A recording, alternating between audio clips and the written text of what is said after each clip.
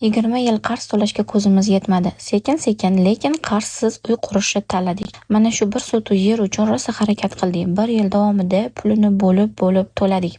Oylikdan orttirib, kutib, yana yig'ib, yanvar oyida oxiri yer pulidan qutuldik. O'sha payt hisobda deyarli pulimiz ham qolmagan edi. Lekin ichimizdan baribir xotirjamlik bor edi. Chunki endi o'zimiz yerimiz bor, qarzimiz yo'q. Keyin mart oyida necha yildan beri AdMe olayotgan subsidiya krediti bu yil biz uchun ham ajratildi. Lekin Toshkentda uylar qimmat. Yana 20 yillik kredit olishga ko'zimiz yetmadi va subsidiyadan voz kechdik. Endi er-xotin ishlagan pullarimizni yig'ib, boriga qurilish boshlashga qaror qildik. To'yga, uyga Alloh o'zi yetkazadi deyshadi-ku, Allohga tavakkal qilib boshladik.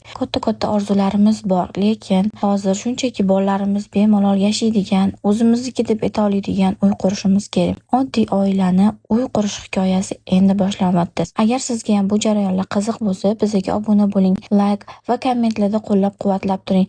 Xursand bo'lamiz va hamma qilayotgan ishlarimizni ko'rsatib boramiz. Bir sotu yerga uy qurish uchun qancha pul, qancha mehnat ketarkan, qo'limizdan kelarmikan?